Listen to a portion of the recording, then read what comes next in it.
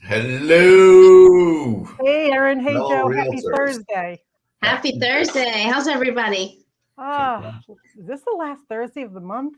It is. Already. Wow, August is unbelievable. on its way. The dog days of summer are coming. We've been feeling it. We've been feeling it. A I like lot the of heat. Feels good. yeah. Oh my gosh. Hey, So let's talk about this week, guys. so we had a bye week last week. We had a We cancellation. had a bye week. Yep. I did look quickly at what happened in this past week as far as new listings that came on.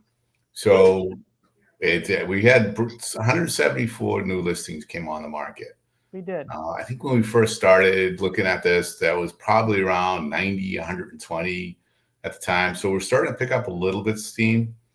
And right now, single-family homes there are about 547 year-round single-family homes in the market. Right. And 131 condos. So that's a total of 678 homes. Still anemic. Still very, very, very, very low inventory. And we're going to get into when our guest comes on, we'll be talking about what that means and some of the things that are happening to help improve that. But that's still very anemic, although we are up significantly over what we were reporting a few months ago when our total was in the fours and the low fives. So we're like a 25% increase. Yeah. Which is great. That's pretty significant. And pendings have slowed down a little bit in comparison to properties that are new listing. So we're starting to see, I honestly seeing a little bit more leveling out. We just need more inventory. Yeah. And that's great. I think some people are taking good advantage of this phenomenal market and selling and maybe moving out of the area or just downsizing or moving in with somebody for the time being and work their way through finding some other place to live.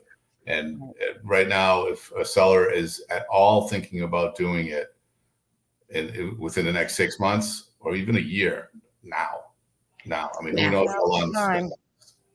Erin and I was chatting a little bit earlier today about, there's trepidation, there's hesitation, both in buyers and sellers. They're asking us what our predictions are of what's to come. And, you don't know. You only know what we're in right now. So there's a lot of ways to take advantage of great interest rates and properties getting, the highest and best if priced correctly. Yeah, absolutely. Yeah. Definitely. Right, Erin? That's right. So that's all I have. Okay, cool. So why don't we slide right on into, we've got a supreme guest today, very relevant to our market. The Massachusetts Association of Realtors is a great association that supports legislation for us and the industry and offers us a lot of guidelines and support. So we'd like to introduce Theresa Hatton. If I get your name wrong, I'm sorry again, Hatton. You got it. Hatton. Association of Realtors. Welcome. Thank you. I'm thrilled to be here with you all. So tell us first a little bit about MAR for the audience, typically our buyers and sellers. So we can tell them a little bit. Sure. So the Massachusetts Association of Realtors was founded in 1924, and we have over 26,000 members across the Commonwealth. And the Realtor organization actually is the only trade association that lobbies not only for their members, but for their members' clients, for the home buyers, for the home sellers. We believe in protecting private property rights. We believe in smart growth and the highest and best use. We're not all about tearing everything down just to build, apartment complexes everywhere, but coming up with the right balance so that we can have sustainable communities, which is very relevant to you all at the Cape and on the vineyards and Nantucket, because you have geographic resources that need to be protected while also sustaining great schools and roads and medical care, et cetera. So that's all the stuff that we work on across the Commonwealth. And then we partner with local realtor organizations such as yours, the Cape and Island Association, and we take on most of the state advocacy work, and your organization takes on most of the local work, although we do partner together whenever possible. I think that's probably the most important, especially for consumers, the most important piece of what Massachusetts Association of Realtors does and the local associations. That goes on probably unseen or unheard. Yeah, definitely runs in the background. Definitely. But Yeah. it gets the things done. I mean, you're a great advocate for first-time home buyers. We are, and actually that's one thing I'd love to share with you, because we love for your consumers and clients and those who have younger relatives who might be looking to enter into the housing market, or even older ones entering into the housing market for the first time. We've introduced a piece of legislation this year supporting first-time homebuyer savings accounts. And this would be the ability for an individual to put away up to $5,000 a year in an account, and the interest earned wouldn't be taxed in the Commonwealth. And you can keep doing that for up to 15 years.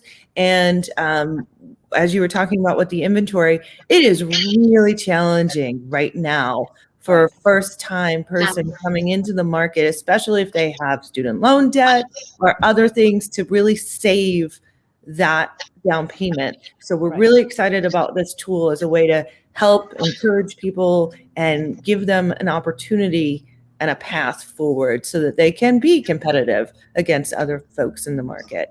So how does that work? How does that program work for first-time home buyers?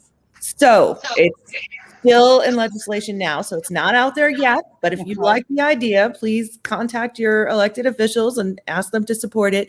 And it would work through banks, and they would help set up the accounts, and they'd have them coded properly. And then when you get your forms at the end of the year to file your taxes, you would be able to indicate that this is a special account designated up to $5,000 first-time home buyer. And then you'll be able to enter that onto your tax return for the Commonwealth of Massachusetts, and then you'll be okay. It's very similar to a 529 plan. If anybody's used one of those for college savings, same thing. You get your information from your 529. You can put that on your taxes, and then, same premise. That's fantastic. It's worked in other states. So we are not the first state that has tried to do this. Iowa passed it 2 years ago, and they've had success. A number of states in the middle of the country have also been successful in passing this. So we're really looking forward to the opportunity to being on the East Coast and in New England, and having this tool available to our future residents. That is terrific. Should we bring up New England and then the market of Massachusetts? Actually, I have one question. Teresa, do you know how well that's being received on the Hill? So far, we had our legislative week of advocacy, where we meet with almost every single elected official in the state house the second week of June. And everybody that we explained it to was supportive of it. Everybody hears from your constituents that getting into this housing market is not easy, even for those who have already been in and are selling a house and trying to get into a new one. It's challenging. So they're hearing it from their constituents. They're supportive of it. I think it's just a matter of getting through any fiscal concerns that this might take away some revenue from the Commonwealth, some tax revenue. But I think we'll be able to be successful with those arguments as long as your constituents agree. So those who are buying and selling, if you think this would be helpful, let your folks know. Yeah, I think if people understood how much real estate and selling of real estate, buying of real estate, how much money it puts into the economy, they'd be willing to take a little hit if there is one at all. Because I think for every home that sells in Massachusetts, I believe it's $84,000 or more. Listen to this. We got research earlier this year, and Joe, that was the number a few years ago. The latest research said $174,000. Wow. Right. Wow. Just think about, renovations, moving into a place. trash service, lawn service, Furniture, right. contractors. Wow, that's amazing. It That is, doubled. registering cars, getting new car, whatever it may be, putting kids in daycare. There's a big impact to the economy when you have a new household getting established. So yeah, astounding, isn't it? Yeah, It that is. is. That's a huge A number. year That's ago, you're right, it was 77 or 78. That is amazing. So yeah, we're helping to build the economy out of the pandemic. We've said that over 15 months ago, and it's come to fruition. Yes. Now we have a housing shortage. And then we have the housing shortage. So I loved what you shared earlier, Linda, because that's exactly my thought of what's going on. Yeah, pending sales are down, but there's no inventory. Right. It's not that people aren't trying to buy. There is seriously not enough inventory. And people are now not putting their homes on the market and buying one and then putting their homes on, which then makes the inventory challenge a little bit harder. And I'm sure you're experiencing that with some of your clients. I know that's going on all over, but I'm hearing from it a lot across the Commonwealth. Where else in the state do you see this? Is it everywhere? Yes and no, depending upon, and this is your price point. It's all about the right price point. I think there are some folks who got so excited about being able to quote unquote cash out, and they're listing abnormally high, and people aren't going to pay that. Like, you have to be realistic. This is a very healthy market, or good market for sellers. However, you still need to be realistic. If you bought your house for $200,000 and you've done no renovations and you're trying to sell it 2 years later, you're not going to get $600,000. It's just not likely. And so I was just chatting with somebody earlier today who had an overpriced listing that was totally renovated, sounded like something that everybody would want to be in, but it's about $300,000 over where it should be. And they're going to rent it. And what's interesting is again, rentals are few and far between as well. So something I would have guessed would have rented for $5,000 or $6,000 a month, they're putting it on for $12,500. Wow. Yeah. And they will likely get it because there's just not enough inventory of rental properties either. And that's pretty consistent, except for in some of the larger cities post-pandemic. Boston's rental scene has been pretty good for tenants who are looking to move into new places. I have a couple of folks who are on our public relations team who have just celebrated that they were able to move and get bigger apartments and better locations. And it wasn't as challenging as it was a few years ago. New York City, the same thing. If you want to move into New York City right now, you'd find some really good deals. We've heard the same reports. So that brings up two topics that I think that everybody should know about. One is, what are the efforts of the state to make housing affordable and accessible? I'm not talking affordable housing. I'm talking about accessible housing, market rate, where especially on the Cape, where the people can live and work all in the same spot. And right now, people at work on the Cape are getting pushed out because of pricing. Absolutely. And part of what was passed earlier was the Governor's Housing Choice Bill. This was an economic development bill that was spearheaded by Secretary Keneally. We were strong supporters of this bill. A section of it had specific language related to housing. And this passed. And what this allows is for planning and zoning commissions locally, if you meet certain criteria and certain overlay zones and have certain economic factors, businesses, transportation, access to transportation, etc., a simple majority can pass changes, whereas usually it had to be 2/3 prior to this. So that sounds not that amazing, but just think about it. A lot of planning and zoning boards are a handful of people. And if 3 people say yes and 2 people say no, now that project can move forward and pass. So that's good news for potential development. making it a little less challenging for developers to come in and pitch ideas. And then also it's good to know because not a lot of the local folks who are on planning and zoning commissions realize that this law has changed.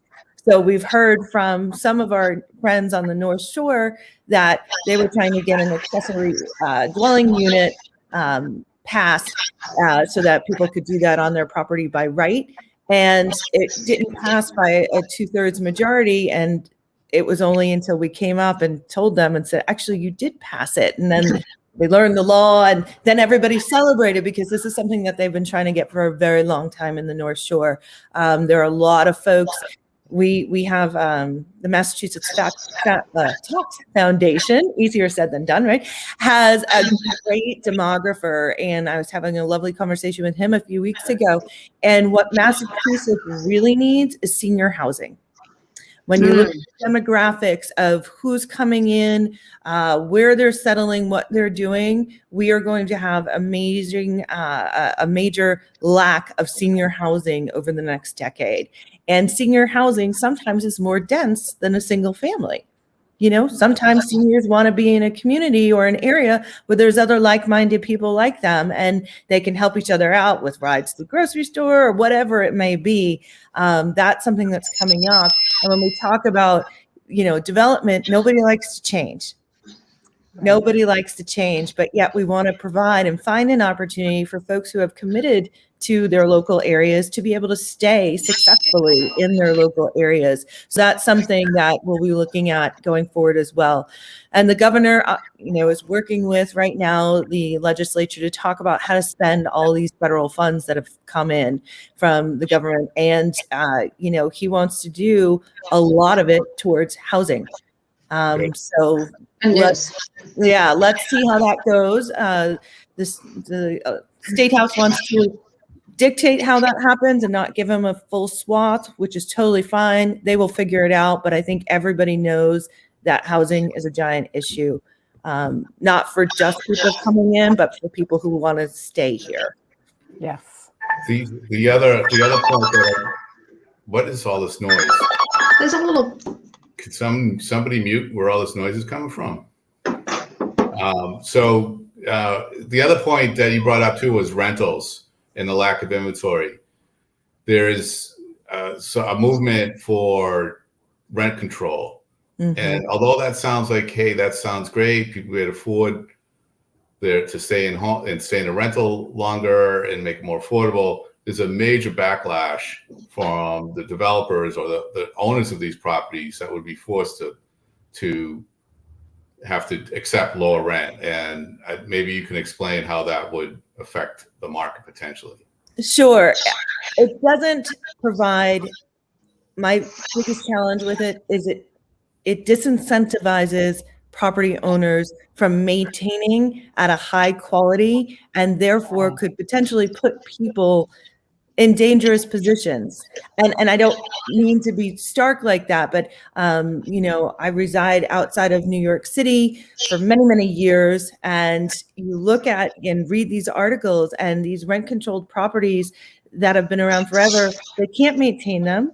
And then now they're saying to the city, you know what, I can't afford my taxes, I can't afford to maintain this, I'm just walking away. And then it takes away the tax revenue from the municipalities because they're not getting the real estate taxes. They're just handing it over to the city because they can't afford to maintain it.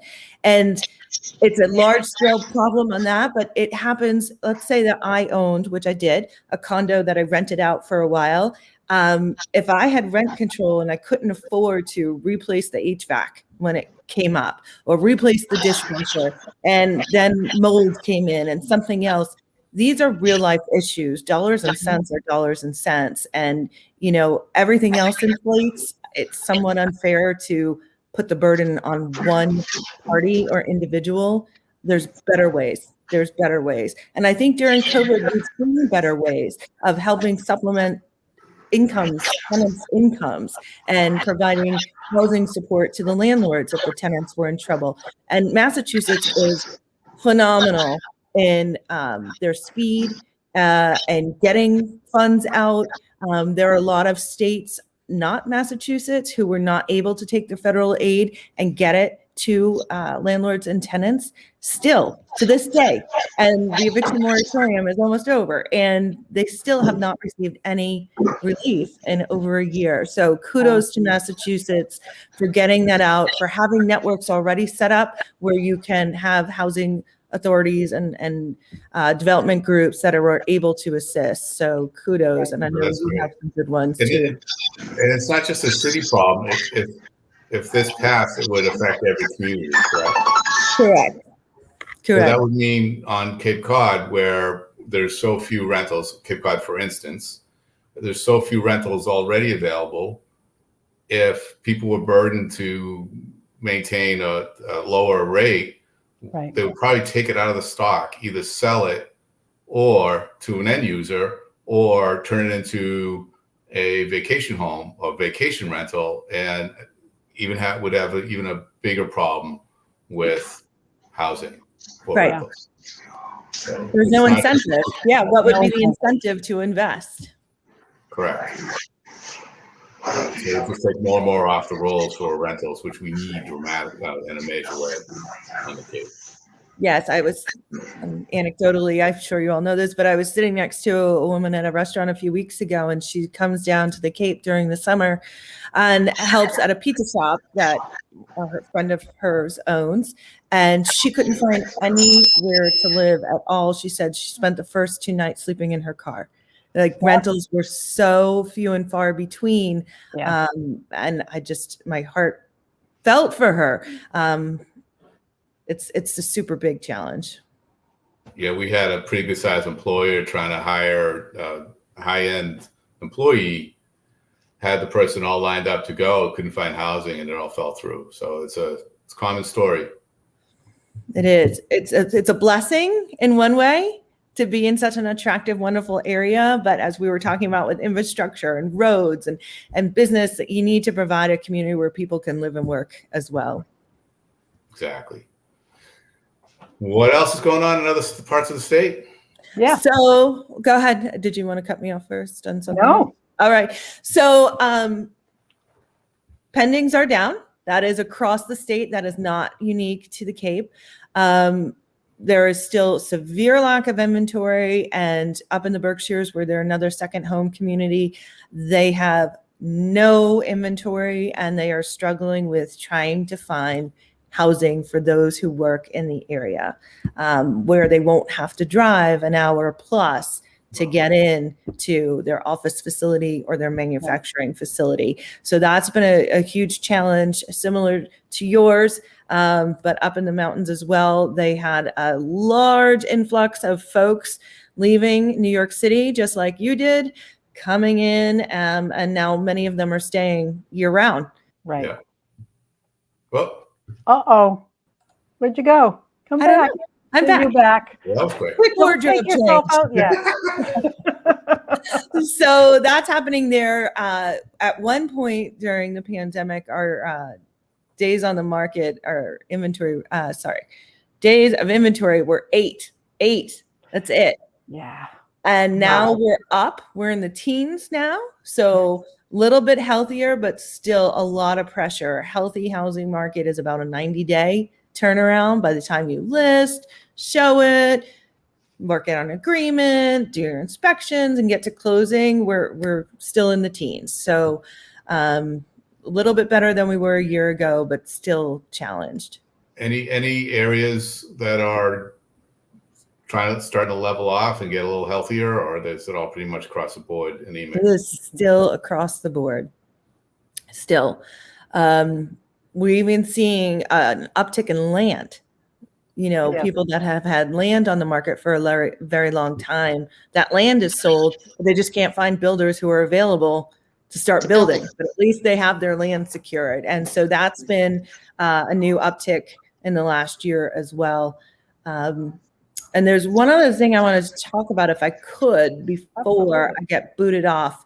So one of the things that the Realtor organization particularly cares about is fair housing.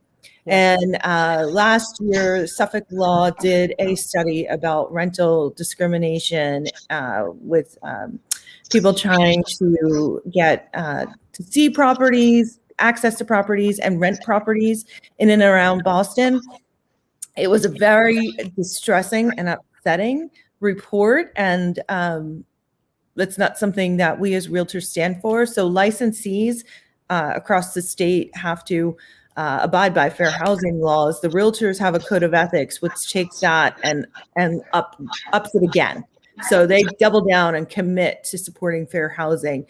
This year, we have partnered with Suffolk Law, and we've submitted a bill, and they've submitted a similar bill that would increase the amount and define the actual amount of hours, which is 4 hours in your pre-licensing, specifically on fair housing. And then in the real estate license renewal cycle, all of your agents have to take 12 continuing education credits to renew their license every 2 years. Our bill says that 2 of those are required to be fair housing. So there would be no excuse, no, I forgot when I took the test 20 years ago that I couldn't ask this question. It would be front and center for everyone. And we're really excited to support that. There would be no fiscal impact to the Commonwealth. So we're really hopeful that that bill goes through as well, because anything we can do to educate folks. The Massachusetts Association of Realtors has made a website. If you are a landlord or sometimes a landlord or thinking about renting out your place, please visit mass.realtor, mass.realtor, REALTOR. And we've got a website that's available in English, Spanish, Portuguese, so that we can service both the landlords and the tenants, explain their rights, explain where they can go if they're confused or need more information. So if you are a landlord, that's a great resource for you as well. I think That's good to know. And on fair housing, Mara's been really supportive with forms and aids to help us to disclose fair housing in so many ways. And one of the things that we as realtors come across quite often are the love letters, the letters to the sellers from the buyers. And that's something, our brokerage strongly discourages it. And I think Mara does as well.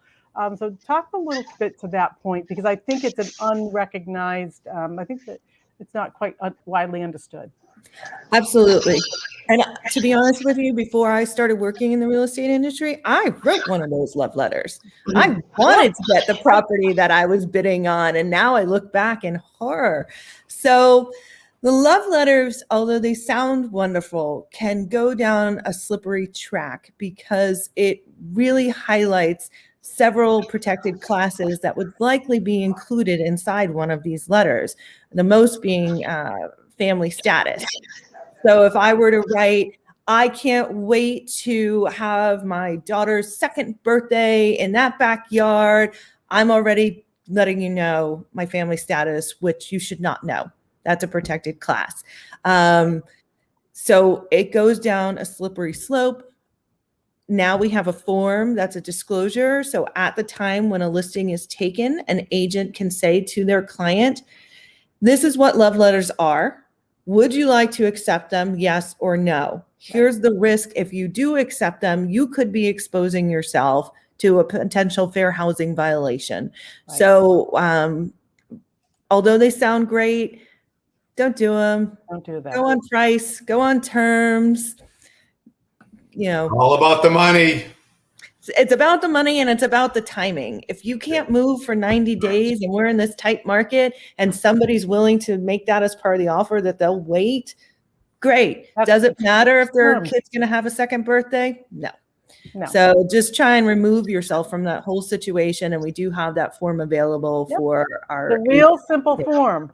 Yes. We'll share it down below. Thank you for having a copy of it. Absolutely. Yes.